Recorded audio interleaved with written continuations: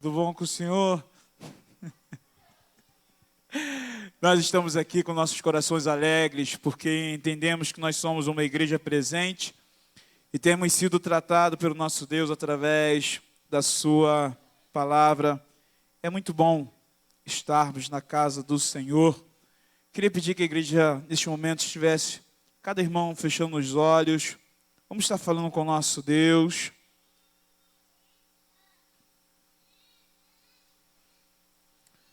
Agradecendo ao Senhor por essa oportunidade de estarmos na casa dEle, aprendendo mais um pouco daquilo que Ele deseja para cada um de nós.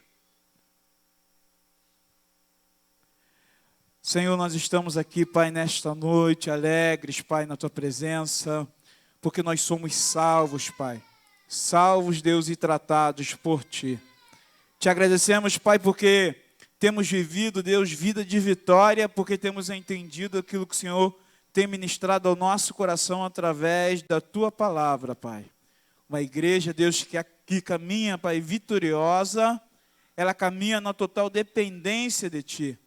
E aquilo, Deus, que tem acontecido, Pai, a esta igreja, a cada pessoa, Deus, que tem se rendido à Tua palavra, ó Deus, é um milagre do Teu tratamento sobre as nossas vidas. Por isso, Deus, muito obrigado, Pai.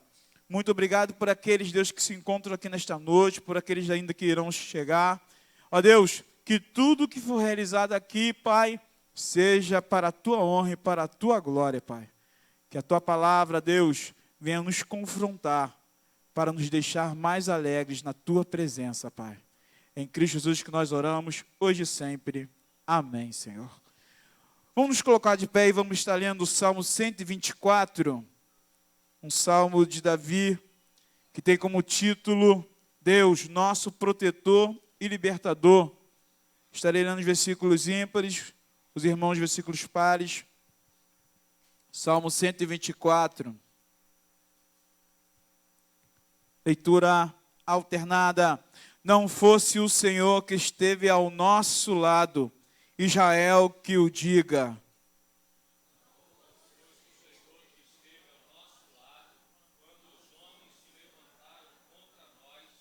E nos teriam engolido vivos, quando a sua ira se acendeu contra nós.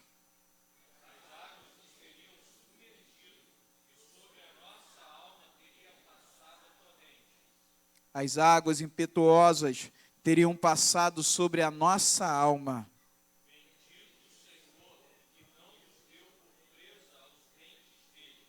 Salvou-se a nossa alma, como o pássaro do laço dos passarinheiros. Quebrou-se o laço, e nós nos vimos livres.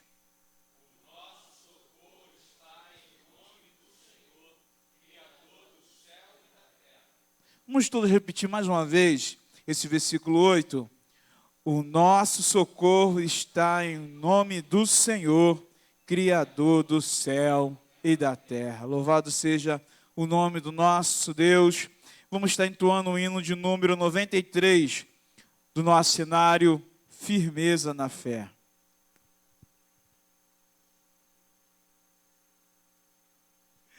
Somente ponha minha fé na graça excelsa de Jesus, do sacrifício remidor, no sangue do bom Redentor. A minha fé e o meu amor estão firmados no Senhor. Estão firmados no Senhor.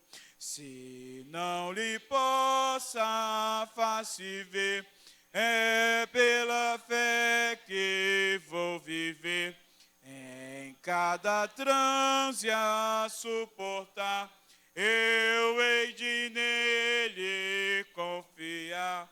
A minha fé e o meu amor estão firmados no Senhor, estão firmados no Senhor. A sua graça é muito real, abrigo traz no temporal. Ao vir cercar-me a tentação, me fortalece a sua mão.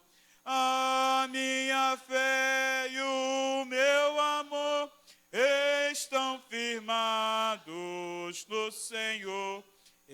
Estão firmados no Senhor.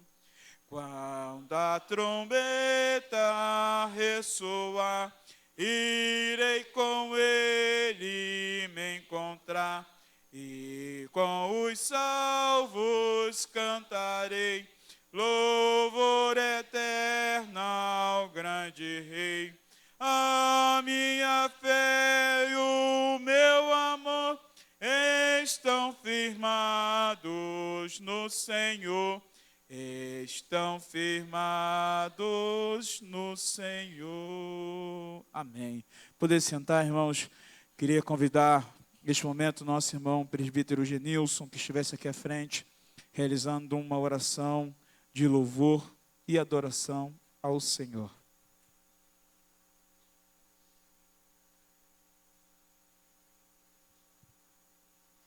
Bondoso Deus, é com alegria que estamos na Tua presença, Pai, para Te louvar, para Te exaltar, para Te glorificar, porque Tu és Deus soberano sobre os céus e a terra, ó Deus.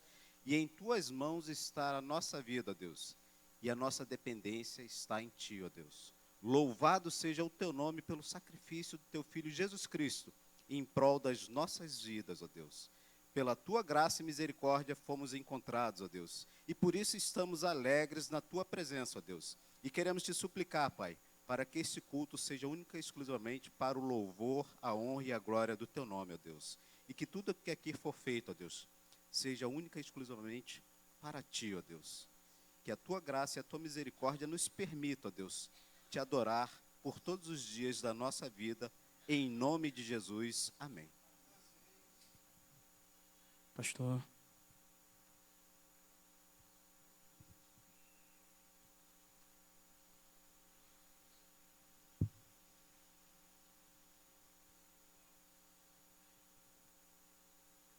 Graças e paz, irmãos, da parte do nosso Deus, nosso Senhor e Salvador Jesus Cristo. Amém? Amém. Irmãos, nós estamos falando sobre a igreja presente aí. A igreja, ela é constituída por aqueles que foram encontrados por Deus em Cristo Jesus, a sua graça, a sua misericórdia, e foram sarados, curados por Ele. E aí, lá em Isaías 53, ele fala, né, sobre o Cristo que veio para levar sobre si as nossas dores. E diz o texto que o castigo que nos traz a paz estava sobre ele, pelas suas pisaduras nós fomos sarados. É interessante porque quando a gente fala sobre sarado, a gente pensa sobre o que se trata, né? Que cura é essa? E aí a gente começa a observar que a Bíblia, ela toda nos mostra, nos ensina que a grande chaga, a grande moléstia, a grande enfermidade na alma humana se dá por conta do pecado, do afastamento de Deus, né, da queda, do homem que se perdeu no caminho, do homem que hoje tem um vazio na alma. É dessa cura que a Bíblia fala. E Jesus Cristo, Ele é o remédio, o único remédio para esse mal. Quando o profeta Jeremias, lá no capítulo 17, fala, né, sobre esse coração corrupto, esse coração enfermo, ele fala sobre o Deus que trata esse coração. E o grande tratamento é o próprio Cristo, né, Senhor e Salvador nosso. E nele nós somos curados. Nós somos curados. Quando a gente fala sobre essa cura, a gente fala de uma cura no âmago do ser, né? O homem afastado de Deus é um homem tomado pela soberba, né? Pela vaidade, um homem tomado pelo orgulho. E quando nós somos tocados pelo Senhor, nós somos curados aí. O homem, então, ele percebe quem ele é na presença de Deus. E para que não haja dúvida nenhuma a respeito disso, não há possibilidade de se aproximar do Senhor com altivez. No relacionamento nosso com Deus, não há possibilidade de nós estarmos, não é, ditando como quem dita, ou como quem pode apresentar alguma coisa nesse relacionamento para colaborar com aquilo que é obra de Deus. Não há possibilidade. E aí a gente falava sobre isso, né? A gente introduziu, para falar sobre o orgulho, a gente introduziu falando sobre a nossa teologia, que fala sobre graça e sobre misericórdia. A teologia reformada, né? Quando Lutero, quando Wycliffe, né? Os pré-reformadores, né? Wycliffe, Hus, esse pessoal, quando foi para a Bíblia, encontrou ali, então, um evangelho que fala de graça, de um Deus que vem ao encontro do homem, não de um homem que tenta, de um homem que busca, de um homem que faz, de um homem que opera, mas de um homem que é tocado, de um homem que é abençoado, ele não tem nada para dar, não tem nada para oferecer. Aí a gente para, Danilo, para pensar naquelas imagens do Novo Testamento, né? Jesus, ele desce do Sermão do Monte, e diz o texto que uma multidão desceu com ele. Logo na descida do Sermão do Monte, eles se encontraram com um leproso. E aí diz o texto que o leproso grita de longe, porque ele não podia nem ter ido ao encontro daquela multidão por conta da condição dele. Se ele fosse pego o leproso fosse pego no meio do povo, fosse descoberto no meio do povo, ele poderia ser executado sumariamente, apedrejado, porque era uma doença extremamente contagiosa. Então o perigo era tão grande que era melhor executá-lo imediatamente para que não pudesse colocar em risco toda a sociedade. E assim mesmo ele vai lá ao encontro, ele grita, ele pede por socorro, por misericórdia. Aí diz o texto, e o texto ele é muito dramático, né? Porque diz o texto que Jesus então andou em sua direção. Ele poderia ter curado de longe, não podia? Lembra da filha de Jairo, né? Quer dizer, ele podia ter curado de longe ele podia ter curado, mas a questão não é essa. Quando Jesus então vai na direção do leproso, ele vai na direção daquele que ninguém iria. Quando diz o texto que ele toca o leproso, ele faz o que ninguém faria.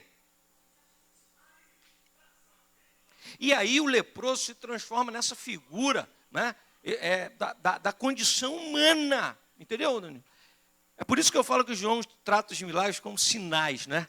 Quer dizer, não é um milagre pelo milagre, mas é aquilo que está além do milagre, quer dizer, o que transcende o milagre, a grande mensagem. Quem é o leproso? O leproso somos nós, o leproso é a humanidade enferma, adoecida, longe de Deus. O que ele podia fazer?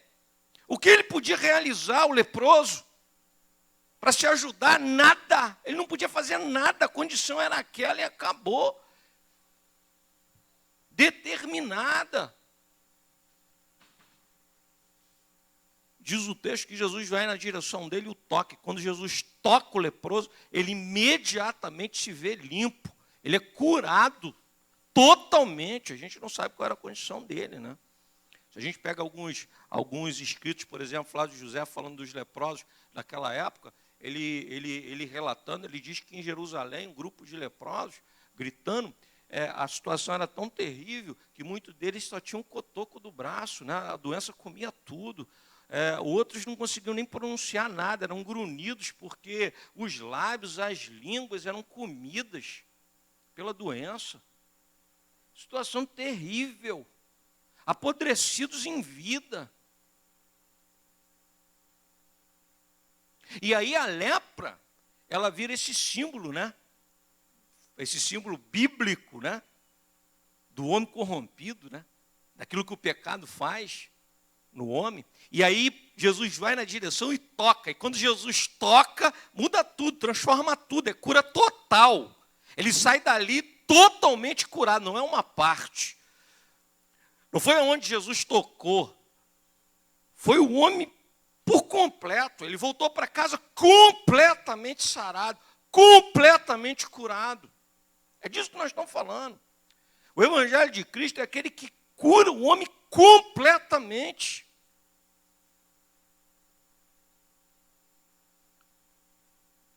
Não uma determinada área da vida, mas o homem completamente curado pela ação de Deus. Aí eu digo para os irmãos, veja, se esse não é um símbolo poderoso da condição humana e do operar de Deus, veja se não é Deus indo na direção daquele que não tinha nada para apresentar, mas que estava totalmente dependente, necessitado de alguém que pudesse fazer alguma coisa por ele, mas que fosse algo que fosse determinante na vida dele, não é? O leproso, não é essa figura?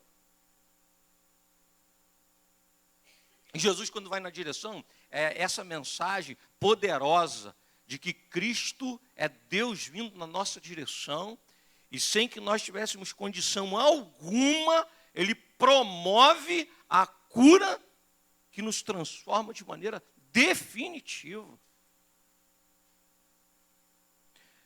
Lá abra a tua Bíblia em Efésios, capítulo 2, versos 8 e 9, Paulo, trabalhando essa questão, ele diz assim, abra a tua Bíblia aí.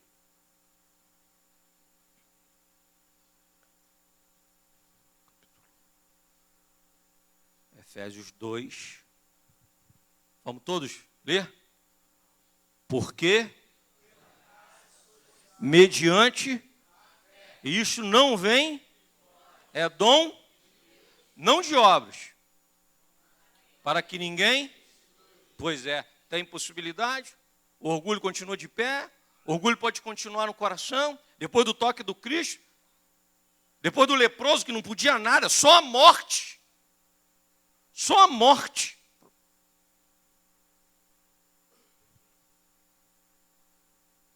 Quem ouve essa história tem alguma dúvida de que foi inteiramente obra do Cristo e mais nada? E por que na minha vida seria diferente? E por que na tua vida seria diferente? E por que na vida do homem seria diferente? Eis aí o grande sinal, né, como diz João, né, o grande sinal da salvação de Deus em Cristo Jesus, o leproso, sem possibilidade alguma. Deus vai na direção dele e toca. Como que Deus vem em nossa direção? Porque Deus amou o mundo de tal maneira que deu o seu único filho para que todo aquele que nele crê não pereça, mas tenha. Qual é essa passagem? O textual da Bíblia. É disso que a gente está falando. Quando a gente fala de orgulho, se manter orgulhoso é não ter sido tocado. É não ter entendido o toque.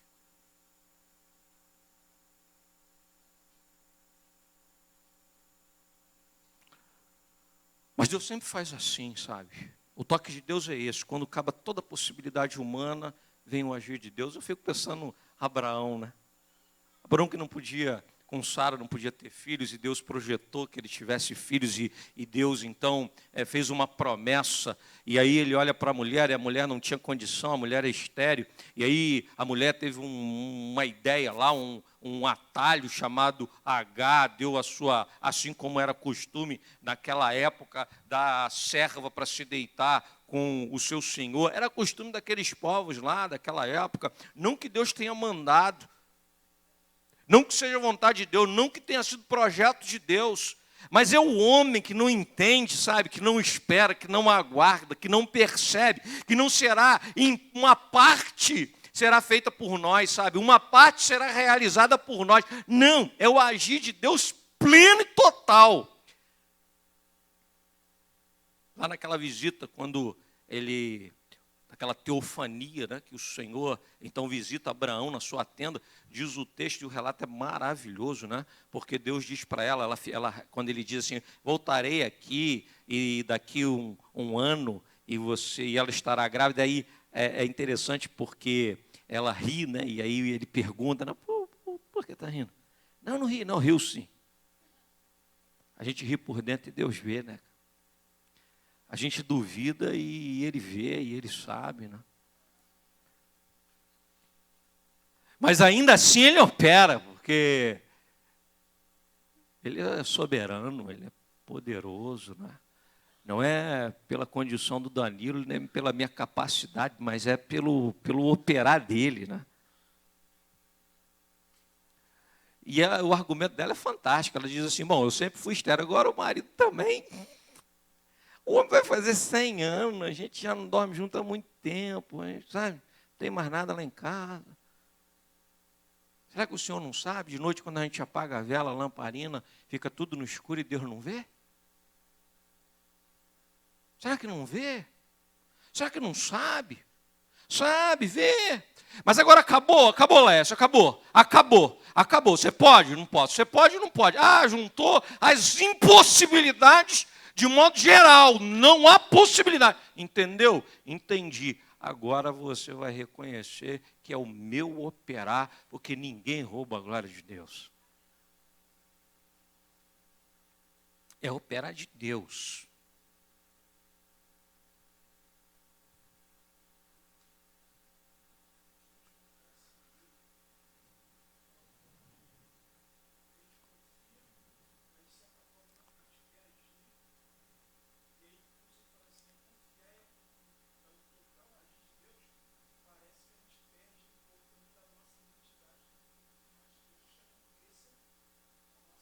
Aí você falou um negócio, a gente continua sustentando, né, a nossa vontade, o nosso querer, o nosso ego, nutrindo o nosso ego. Tem que fazer alguma coisa. Aí eu vou dizer, Djalma, é interessante, porque se você pega, você diz assim, a gente fala assim, isso é, todo mundo fala.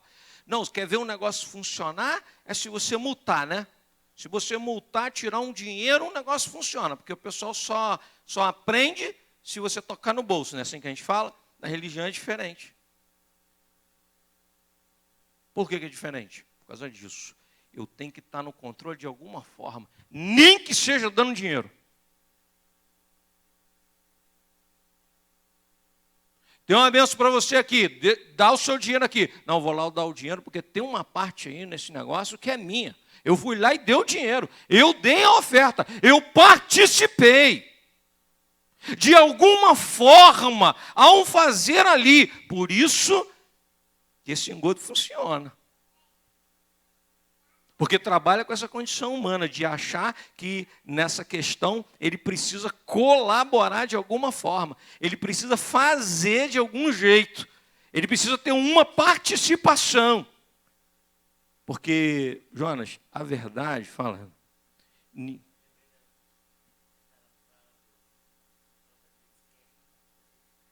quem quer rir tem que fazer rir, né? Ele falou que ele lembrou da frase lá do filme, né? Do Tropa de Elite.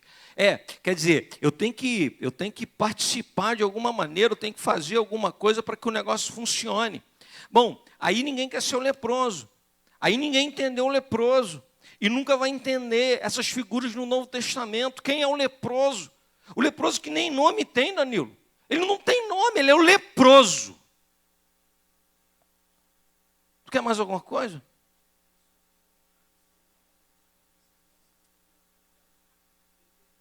Ah, não, aí a gente vai no absurdo, né? Que é vem aqui e determina, na hora da oração você determina, você diz que é assim que você quer, desse jeito, dessa maneira. Aí foi o que você falou, Jonas. Quer dizer, há sempre esse interesse, essa vontade. Eu não quero me anular, eu não quero deixar de participar, eu não quero deixar de fazer, eu quero fazer, mas eu quero fazer do meu jeito, eu quero fazer a minha maneira.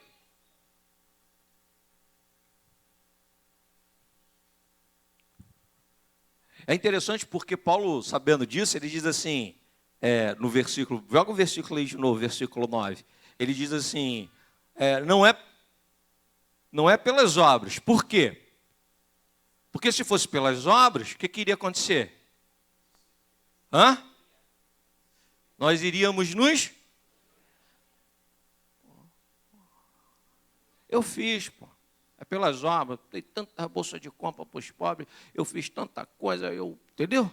Eu botei os bancos na igreja, pode ver que tem até a plaquinha com o nome da minha família aqui, ó. Aí todo mundo que vem vê o nome da minha família aqui, está lá na igreja, entendeu? É pelas obras. E aí a gente começa a achar que a gente é alguma coisa nessa história toda. Não, mas aí você diz assim, pastor, mas como então o homem então nessa história? Quem é o homem? O homem é alvo do amor de Deus. Nós somos alvos do amor de Deus. Ele que devolve a nós a dignidade a partir do seu agir, do seu operar. Abra a Bíblia aí em Provérbios 6, 16, 19.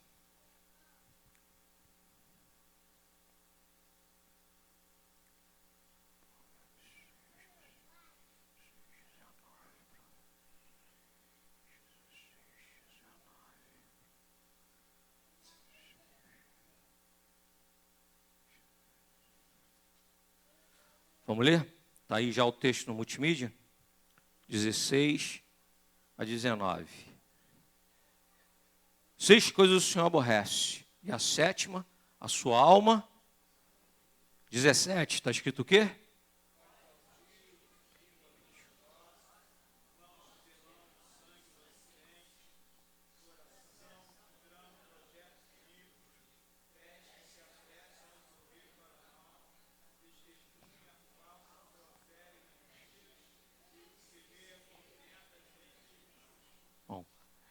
Ele começa, né, elencando aí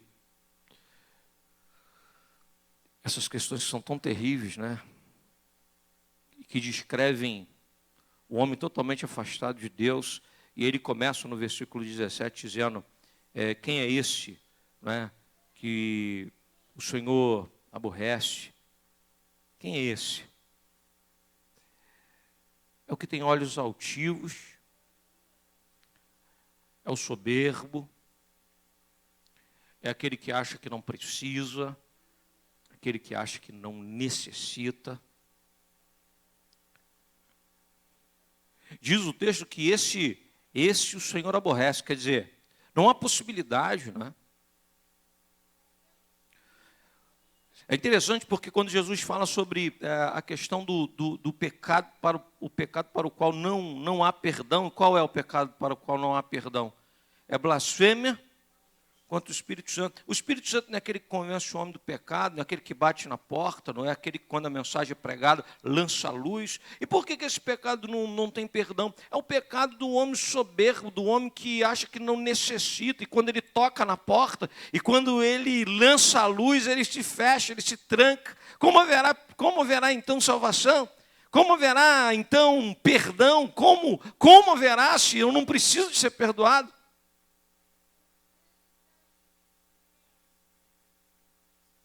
Se tudo que há em mim é perfeito, tudo que há em mim está no lugar, eu sou autossuficiente. É interessante porque o salmista diz assim, Senhor, vê se há em mim algum caminho mau e guia-me pelo caminho eterno. Aí é interessante porque a gente pensa assim, e eu sempre falo isso, né? A impressão que dá é que o salmista está dizendo assim para Deus, olha, por mim não tem problema nenhum aqui, não tem dificuldade nenhuma aqui, por mim não tem. Mas, por via das dúvidas, eu vou perguntar ao senhor, vê se tem alguma coisa aqui que precisa melhorar, que precisa consertar. Não é nada disso, não é nada disso. É humildade de dizer assim, tem um monte de coisa no André que é tão André. Esse negócio é tão arraigado em mim.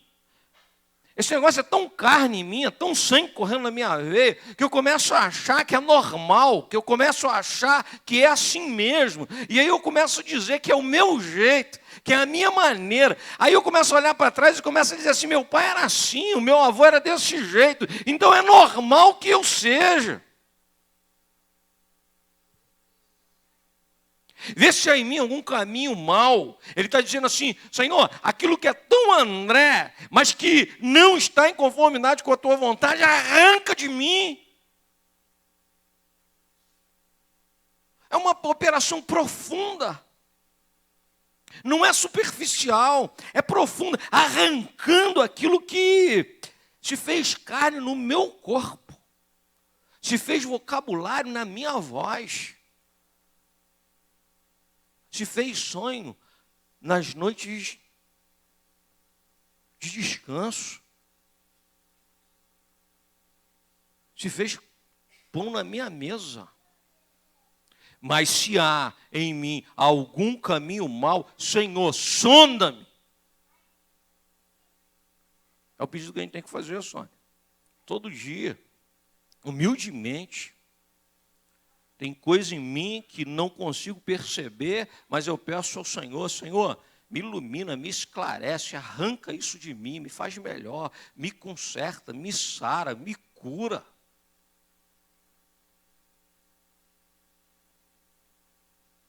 A Palavra Vida saiu hoje, né? Se você quiser, dá uma olhada lá. Eu falo, o vídeo não tem nem 10 minutos, não chega a 10 minutos. Eu uso o texto de outro, né? Símbolo disso tudo que a gente está falando, né? O Bartimeu. Bartimeu é outro, né? É esse cego, é o Bartimeu, ou seja, todos aqueles necessitados com quem Cristo encontrou. São figuras que apontam para a necessidade humana, né? Inclusive o Lázaro, ele culmina em João, com Lázaro morto dentro do túmulo. Interessante, né? João culmina lá, os milagres vão acontecendo, né? E culmina com Lázaro dentro do túmulo, quer dizer, os sinais. O último grande sinal, né?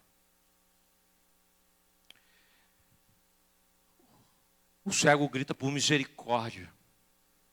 Interessante, né?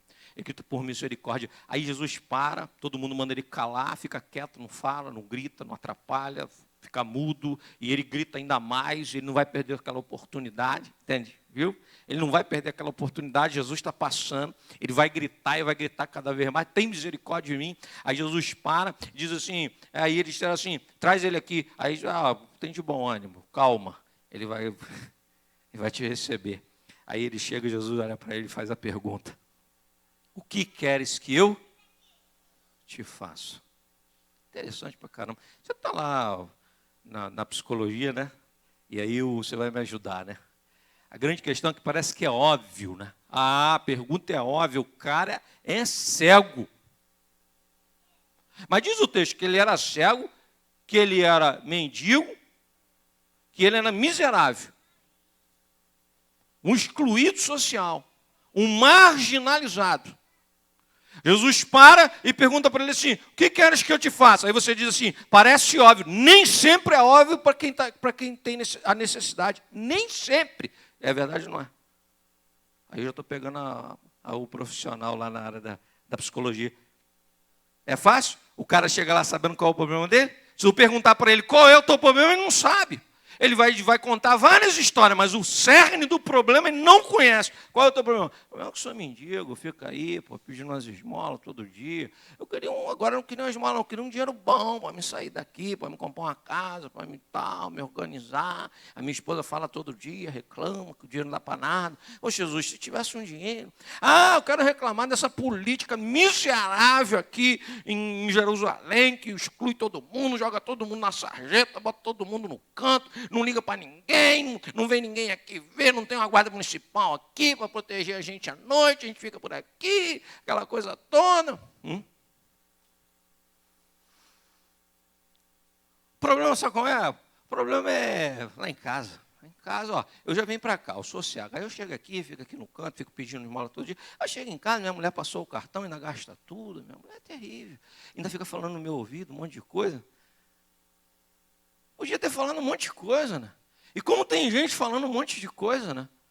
Não, qual é o meu problema? Meu problema é que eu sou cego. O meu problema é que eu sou cego.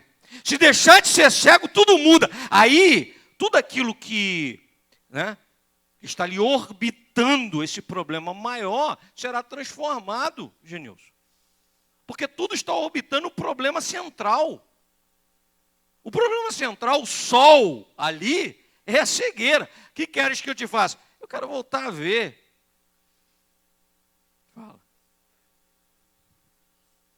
Não quer dizer. Mas a grande questão é, você sabe? Não é que Jesus não saiba o que o André precisa. A grande questão é, o André sabe o que ele precisa? estou precisando de um carro novo, estou precisando trocar de casa, eu estou precisando de bens materiais. Não tem um monte de gente correndo para a igreja para isso?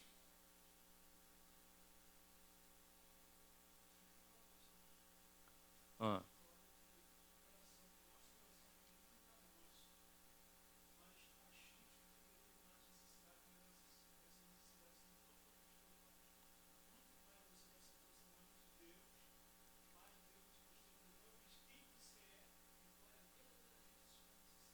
Maravilhoso. Maravilhoso. O que queres que eu te faça? Eu quero ver.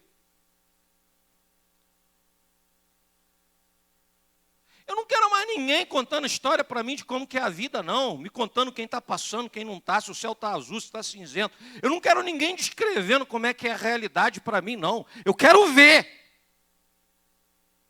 E esse ver é a partir desse relacionamento com Deus, sabe? Eu não quero mais tutelas. Eu quero o próprio Deus nesse relacionamento maravilhoso, baseado na graça e na misericórdia, que se revela a mim em Cristo Jesus nas Sagradas Escrituras. Eu quero isso. Foi isso que a Reforma fez, né? A Reforma fez isso. Nós temos a Bíblia, vamos para a Bíblia. O que nós estamos fazendo aqui hoje? Nós estamos aqui, ó, na palavra, quer dizer, é esse Espírito Santo lançando luz sobre nós, quer dizer, nos fazendo enxergar com clareza.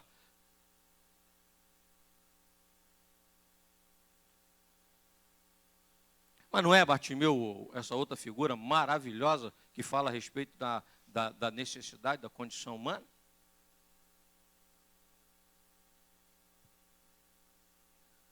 Fazendo um paralelo para a gente entender, quando Jesus vai à casa de Levi, e aí o pessoal critica Jesus, talvez até os próprios apóstolos, que naquele momento ali não estavam entendendo muita coisa, como não entenderam a samaritana, talvez até dentro ali do apostolado mesmo tivesse alguém que não estivesse entendendo o estar na casa de Levi, não fosse só os fariseus de fora, mas ali dentro mesmo podia ter gente assim, mas aqui...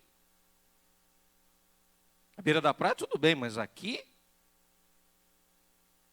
Aí Jesus, então, o que ele fala para eles?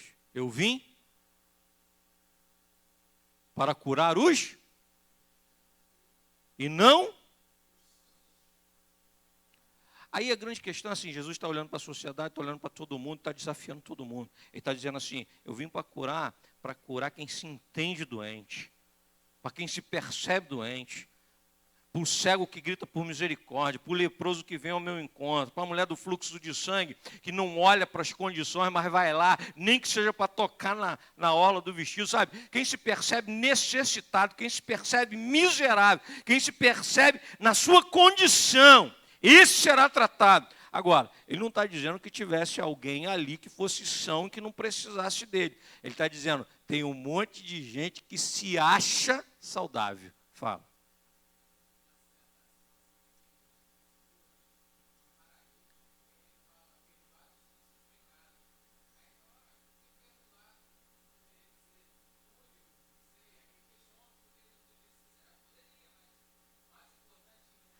Ah, bacana. Foi o pessoal que levou o paralítico e desceram com ele, né, pelo telhado, porque não dava para entrar. Aí subiram no telhado, tiraram lá, afastaram lá as telhas e desceram com a maca dele lá aos pés de Jesus. Aí Jesus olha para ele e diz assim, interessante, né? De novo, o que queres que eu te faça? Para o cego. Agora ele olha para o leproso. Eles andaram com o paralítico na maca, aquele negócio todo, depois tiveram... Como é que a gente faz? Agora volta para cá. Não volta para casa não, pô, tem uma parede aqui, ó, dá para a gente subir, ó. 2 pulam lá em cima, o outro fica aqui embaixo, a gente levanta esse homem, o homem deve ter tremido, o homem deve ter balançado, o homem quase caiu, não sei, não estava lá, mas é bem provável, né, que o negócio não era fácil. Bota o homem lá em cima, arranca as telhas, Jesus está pregando, imagina, se sou eu já fico chateado, aborrecido, acabo com o culto, né? Como é que pode? Está cultuando, os caras não respeitam, um negócio de telha caindo aqui na minha cabeça, o pastor André tinha feito assim, mas é Jesus, não é o pastor André, entendeu? Aí é diferente, porque ele conhece quem está vindo de lá para cá, como é que funciona, quem está vindo de lá para cá, ele conhece, eu não conheço, mas ele conhece. Aí diz o texto que ele desceu, e aí a primeira coisa que Jesus faz quando ele já está embaixo, né? Maravilha. Agora está tudo resolvido, né? Jesus olha para ele e fala assim, admirou-se da fé dos companheiros, né? Fé dos companheiros. Aí diz assim para ele, como que ele falou? Perdoados? Eu fico imaginando, você falou tudo. O cara está ali porque a perna não funciona. Jesus olha para ele e vê que a alma está morrendo. Pô. O cara está ali porque ele só não consegue se colocar de pé. Porque ele não consegue se locomover. Mas ele tem amigos que levam ele para lá, para cá, como levaram naquele dia. Mas tem uma coisa, ele não pode ir para o céu. Ele não pode ter um encontro com Deus genuíno, se os pecados não forem perdoados. Porque os amigos levam a gente para lá, levam a gente para cá. Os amigos de vez em quando oferecem um dinheiro. Quando é amigo de verdade, né? Botou dinheiro, diz que some todo mundo. Mas vamos lá. Aí o cara vai lá, ajuda a gente, né, Daniel? Tal, é meu amigo. Amigo faz isso, não faz? Mas para o céu, como é que a gente faz? Para o céu só com pecado perdoado. Só quem perdoa o pecado? Jesus. Aí os fariseus olharam para ele e falaram assim, mas quem é esse que diz que perdoa o pecado? Aí ele vira e fala assim, por quê? Vocês não creem que eu perdoo o pecado? Então, se eu disser levanta e anda, é mais fácil? Levanta e anda, pega a tua cama e vai embora.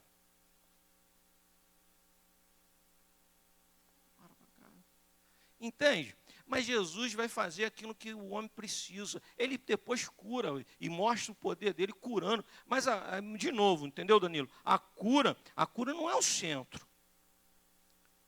A cura não é o centro, a cura não é o principal. A verdadeira bênção, que o Agostinho fala lá, a verdadeira bênção é, de novo, o homem se sentir tocado por Deus, não é? É ele voltar a enxergar de novo, como disse o cego, é poder voltar para casa limpo, é voltar para casa sem a doença da lepra, isso que importa. Agora, se tudo isso simboliza, se tudo isso aponta para o homem no seu estado, que depois é encontrado por Deus em Cristo Jesus, e tudo muda, e tudo se faz novo.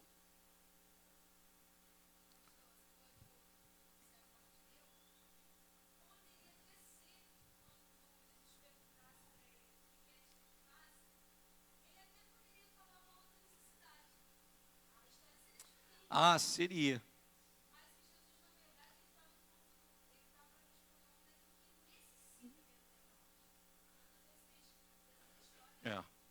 É por isso, Gisele, que a gente não pode esquecer nunca, entendeu? Que Billy Graham tinha razão. Não adianta você ir falar para quem está com fome se você não botar o panfleto dentro do pão. Porque o cara que está com fome, nem condição de ler o panfleto ele tem. Você vai deixar o panfleto, ele não vai ler, você precisa do pão. Mas o pão nunca vai substituir o panfleto. O pão nunca vai substituir a palavra.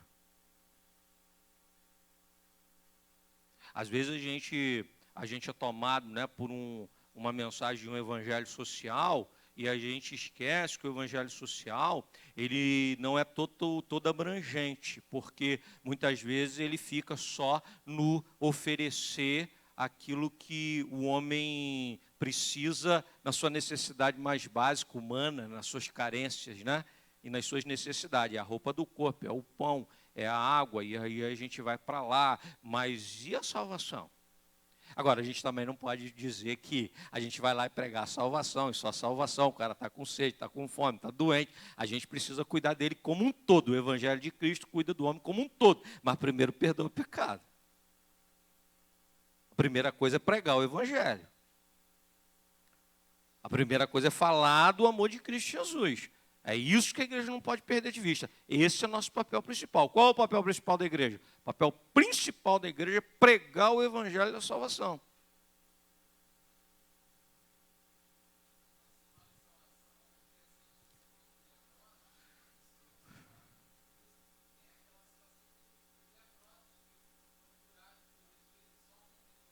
É.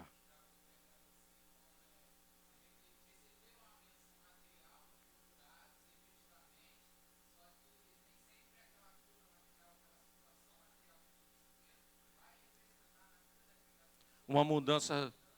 É. É.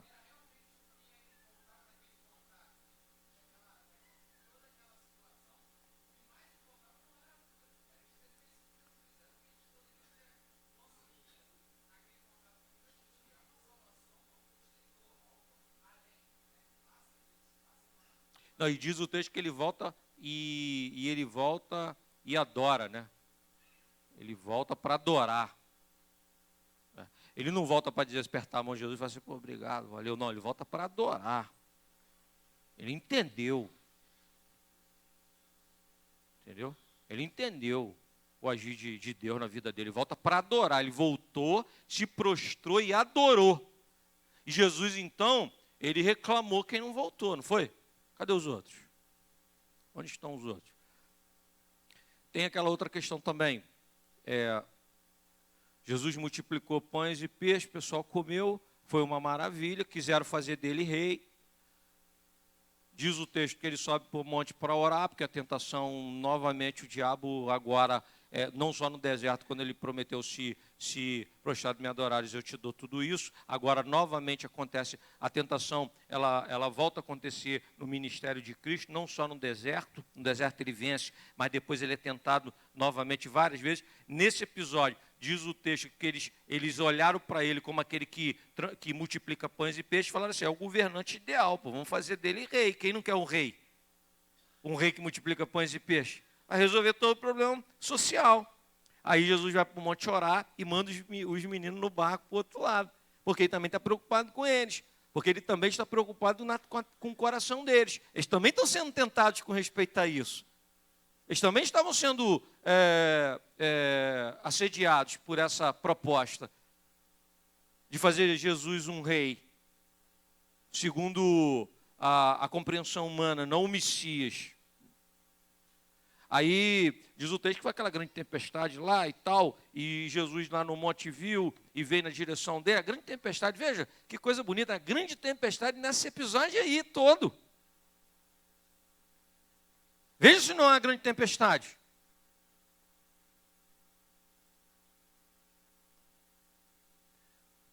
Bom, chegaram do outro lado, Jesus cessou a tempestade, chegaram do outro lado, e aí eles contornaram o mar da Galiléia, chegaram lá, encontraram Jesus de novo, a multidão que comeu do pão e do peixe que assediou, né, com essa proposta, né, de fazer dele um governante humano, político. Aí diz o texto que quando eles se aproximaram, eles reclamaram, né? Quando que vocês vieram, que não avisaram nada, entendeu? Ó, já estamos ditando já como é que funciona o negócio. Comer um pão e peixe já está ditando o negócio. Hã? Lá no deserto. Mas aí eles vão argumentar, levando em consideração o que aconteceu no deserto. Aí eles viram para Jesus e falam assim, dá-nos um sinal. Porque os nossos pais, lá no deserto, comeram do pão que Moisés deu. Aí Jesus parou tudo e falou para eles, espera aí, quem falou que Moisés deu pão? Quem deu o pão no deserto foi Deus. Aí ele vira para eles e diz assim, vocês estão atrás só do pão que perece. Viu? Daquilo que não importa. Daquilo que a gente come agora e acabou. Da doença que é curada agora e aparece um amanhã, mais tarde. Hã? É disso que vocês estão atrás? Aí ele vira e fala assim, nesse confronto, ele vira e fala assim, eu sou o pão que desceu do céu. Maná no deserto é apenas uma sombra, uma figura daquilo que Cristo é. Quer dizer, o maná que caiu e sustentou está prefigurando o Cristo. Aí ele vira e fala assim, é isso que importa. O que que importa? A salvação em Cristo Jesus, a salvação nele. Eu sou o caminho, a verdade e a vida. Ninguém vai ao Pai senão por mim. É disso que nós estamos falando durante todo o estudo. Mas o soberbo não entende isso.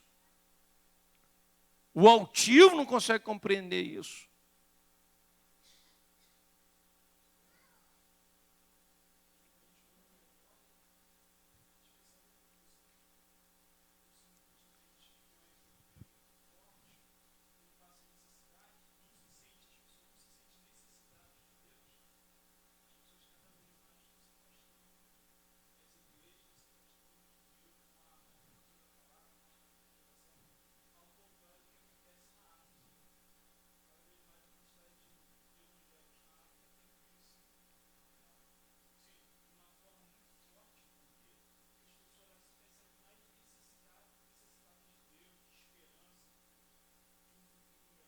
isso que o presbítero Jonas está falando é fundamental. Veja o que nós estamos pregando aqui hoje. Nós não estamos falando do cerne da questão. Nós não estamos falando que o principal foi a cura da lepra, foi a cura da cegueira. Nós não estamos falando isso. Essa mensagem que nós estamos pregando aqui hoje é uma mensagem que serve para ser pregada em qualquer lugar do mundo, na Europa rica, na África pobre, na América do Sul miserável, na América Central terrivelmente abatida pela miséria. Em qualquer lugar que se pregue esse evangelho faz sentido. Ou não faz? Faz ou não faz? Esse evangelho faz sentido. Agora, se for pregar um evangelho que fala apenas da cura da lepra pela lepra, do câncer pelo câncer, da condição financeira, aí, se a pessoa ela ascende na vida, se ela economicamente melhora, se ela vive num país organizado em que a saúde funciona, e se ela vive num lugar onde a qualidade de vida é muito boa, se as pessoas vivem muitos anos, essa mensagem não faz sentido.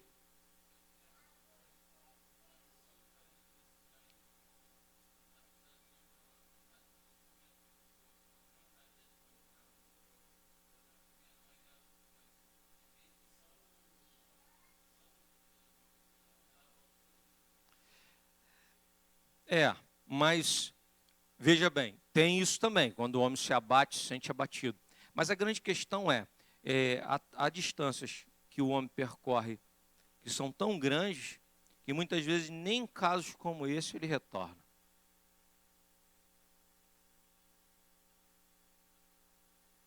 Nem em casos como esse ele retorna. A grande questão e aí a gente vai encerrar hoje, a gente vai dar continuidade quinta-feira. A grande questão quando a gente fala sobre a importância disso aqui que a gente faz como igreja, sabe? A importância desse púlpito, daquilo que a gente prega, aquilo que a gente... Estava falando isso com o Jonas. Eu falei assim para o Jonas ali, antes da gente começar. Eu sei que o pastor André é chato. Eu sou chato. Eu sei disso. O pastor André cobra, o pastor André é exigente, o pastor André está sempre querendo que a gente avance mais do que a gente avançou. Aí eu perguntei para ele, mas quem que levando a sério o que faz, age de maneira diferente? Eu queria que você me falasse.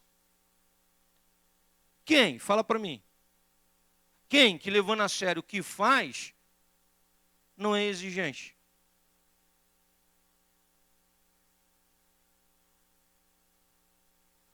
Ninguém acha ruim um juiz ser exigente, ninguém acha ruim um diretor de escola ser exigente, ninguém acha ruim um diretor de hospital ser exigente. Pastor não. Por quê? Porque isso não importa. Isso a gente vai fazendo de qualquer maneira, a gente vai empurrando com a barriga, a gente vai fazendo quando pode, quando dá. Isso aqui a gente faz no final de semana, quando a gente tem tempo. Mas é assim? Eu nunca acreditei nisso. Eu acho que aqui é o lugar em que a gente deve levar mais a sério do que qualquer outro que faz aquilo que faz, leva.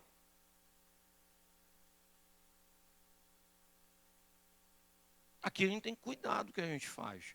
A gente tem que entregar tudo que a gente pode entregar. Aqui não dá para entregar menos. Não dá para chegar aqui e falar assim, gente, hoje eu estudo bíblico. Mal cheguei aqui, hoje eu corri, fiz isso, fiz aquilo, um trabalheiro danado, passei mal. Aí vamos abrir um versículo, aí vamos ver, vamos ler uma coisinha aqui e tal. Nem preparei nada, mas tal.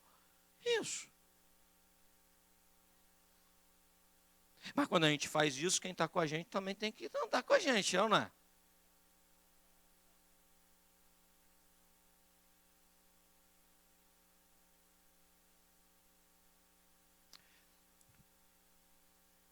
Sinceramente, eu acho não, tenho certeza que a igreja não pode fazer por menos. A igreja não, o grande problema nosso é que nós estamos fazendo por menos, como igreja de um modo geral, estamos fazendo por menos. Não foi assim que Barnabé fez, não foi assim que Paulo fez. Barnabé chega em Antioquia, quando olha aquele pessoal, aquela igreja efervescente ali, quando ele começa a observar que movimento é aquele que está sendo operado pelo próprio Deus naquele lugar, porque não foi projeto da igreja de Jerusalém. A igreja de Jerusalém não pensou em pregar para gentio. Quando chega ali, eles começam a pregar por conta da perseguição. Você veja, não teve nada projetado. Eles chegam ali em Antioquia, terceira maior cidade do Império Romano, só perdendo para Roma e para Alexandria, capital do Egito, a maior Alexandria, né? 500 mil de habitantes naquela ocasião. 500 mil de habitantes. Para hoje parece nada, né? Mas para uma cidade daquela época, 500 mil de habitantes era uma metrópole, né? Diz o texto que ele chega lá, ele observa aquilo tudo, aquele movimento tudo. O que ele faz? Ele corre lá em Tarso e busca Paulo. Onde Paulo está? Vão buscar, vão trazer gente de qualidade, gente boa, gente que vai chegar aqui, vai ensinar, gente que vai chegar aqui, vai instruir. Esse pessoal já teve um encontro com Cristo, o que eles precisam é se alimentar, o que eles precisam é aprender. Aí ele corre lá e traz o que há de melhor e coloca lá no meio do povo. Diz o texto, cara, 1 ano ensinando. 1 ano ensinando. Barnabé e Paulo.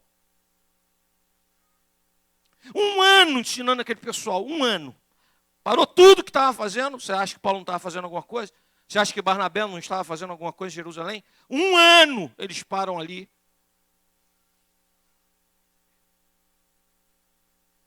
E aquela cidade se transforma então, tio, o ponto de partida para todo o trabalho missionário da igreja. Que de Antioquia, o cristianismo avançou pelo mundo gentio. Mas é trabalho, é gente que levava a sério o que fazia, é gente que não pensava no trabalho só no final de semana, na hora que chegava para começar o culto, não. Eu nem lembro que tem igreja, eu nem sei que tem igreja, eu não pensei em nada com respeito ao que nós temos feito como obra de Deus nesse lugar, nada. Cheguei na igreja no domingo, entrei pelas portas, aí vou lembrar que eu estou na direção do culto. Como é que vai ser? Eu estou na direção do culto. Ah, tá. Aí a gente pega aqui rapidamente, faz uma liturgia assim, na perna, escreve aqui, ó, uma liturgia, a gente sabe o negócio, como é que funciona de cor, a gente senta ali e faz. Quem vai falar? Ah, o Daniel chegou, corre lá no Daniel, pede o Daniel para dirigir o culto. Não, corre aqui, quem vai pregar? Prega aí, João. Não, João não veio, pastor não está aí. Não, prega você. Ah, não vai funcionar nunca. Aí a gente quer saber por que não funciona. Não funciona porque é desse jeito não há lugar que funcione. Nem a tua escola onde você dá aula. Qualquer empresa que estiver funcionando assim, está fadada a falir. Ô Daniel, qual comércio que funciona desse jeito? Fala para mim. Sério. Nenhum. Não vai à frente, fecha a porta. Igreja, a gente quer fazer nesse modelo. Não dá. Modelo tem que ser outro. Modelo tem que ser aquele dado por Deus. Modelo tem que ser esse que a gente aprende em Atos dos Apóstolos, a igreja primitiva. De gente muito bem capacitada, colocando tudo que tem a serviço do reino de Deus. Tudo que tem a serviço do reino de Deus. Não é mais ou menos, não é alguma coisa, é tudo que a gente tem. Vamos entregar tudo que a gente tem. Eu tenho certeza que a gente vai experimentando isso aqui, ó. Numa quinta-feira, nós temos esse grupo aqui, e a gente quer mais, né? Ou não queremos? Queremos, mas nós temos esse grupo aqui, um dia de chuva, choveu bem antes da gente chegar, choveu bastante, nós estamos aqui. Por que nós estamos aqui? Porque nós estamos apresentando um trabalho digno diante de Deus. Não para nossa honra e para nossa glória, mas porque nós fazemos para Deus. E Ele merece que a gente entregue tudo que a gente tem para entregar. Não é verdade, Daniel? É isso que a gente está precisando. É isso que a igreja precisa. E aí a gente quer o Jonas chato, quer o pastor chato, eu quero o Daniel chato. A gente precisa de liderança que seja chata, que exija, que queira o melhor, que busque o melhor, que sonhe com o melhor. Que Deus nos abençoe. Vamos nos colocar de pé e vamos orar? Já são 9h10, a gente avançou.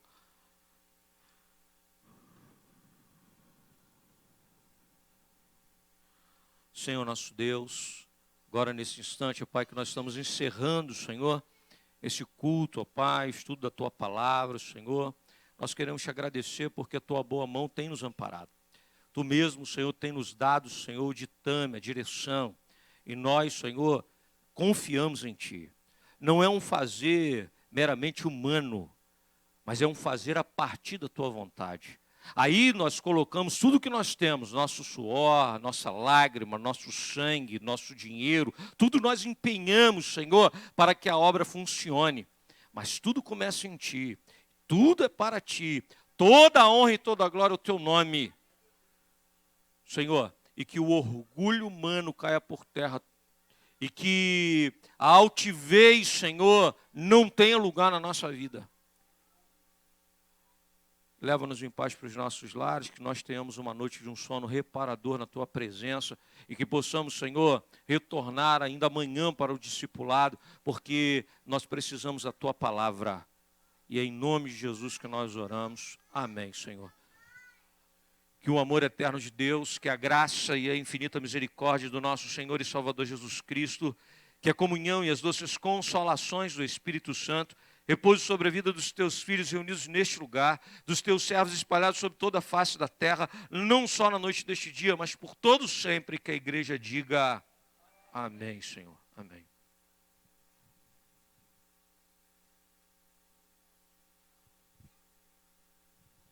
Boa noite, irmãos.